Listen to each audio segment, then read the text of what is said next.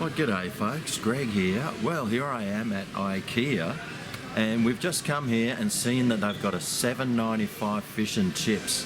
I was just craving some fish and chips because, I had a big night last night. So how about we go and buy some, see what it looks like, and then I might even give it a score out of 10. Right, now all we have to do is find the restaurant. Right, now, where would that be? Down this way? No, hang on. No, it might be here. Right. No, that's not it. Where am I? Oh, I'm lost already.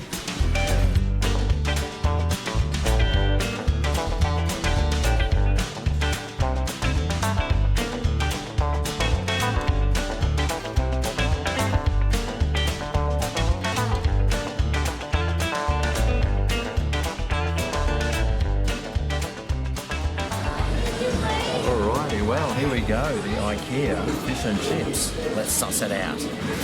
Well, here's the fish here. I mean, it's so tiny and so small.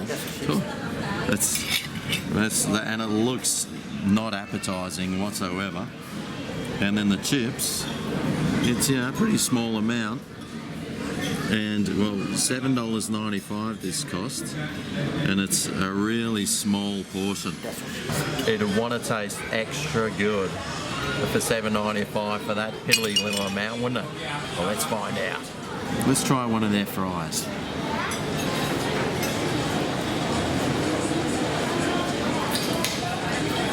Not a bad fry. Nicely constructed, nice and soft, a good size. It has got some salt on it, so I don't need to add any more. Not bad. But it's not all about the fries. It's all about this fish. And it is hokey, they reckon. But it looks really just sad and small and quite pathetic. Hardly any fish inside. Looks like 30% fish, 70% batter. Ikea, $7.95. Looks like it should have been $2.95. Well, let's try the batter first, because usually it's all about that batter. Sometimes.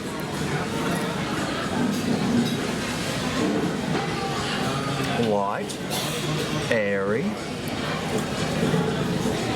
slightly seasoned, and not too bad. Tastes pretty good. Here's some fish. Looks dry, pretty average. Kind of looks like fish. Does it taste like it?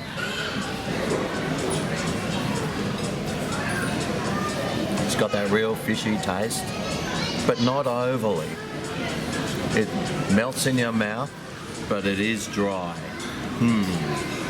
Let's try it together. A little oily, but not overly. In fact, the oil adds that little bit of moisture to it. Not too bad. Now, it did come with some lemon, so let's try that. Might add a bit more moisture.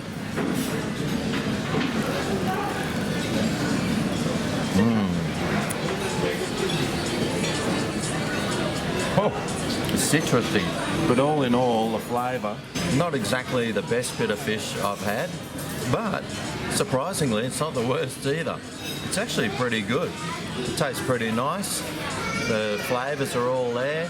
It does taste like fish. Although the comparison with the chip, the fish is only slightly bigger. They probably should have given you 4 slices of fish instead of 2. It's a bit of a scrawny amount of fish, isn't it? For $7.95, I mean, we tried that other one. What was it, $8 or something? The piece of fish was this big. Oh, and Ikea's a multinational with probably fish and trawlers everywhere that they make themselves out of bits of furniture. And this is all they can come up with? Pretty lousy, Ikea. Ikea, haven't you seen the fish and chips we get here in Australia with the pieces this big?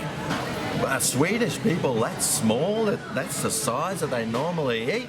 I don't think so. I've been to Sweden and they're all 6'10" and massive, beautiful sexy people. That's a really scrawny amount of fish. It doesn't look appetizing, although it does taste pretty good. But would I come back and get it again? Well, you know what?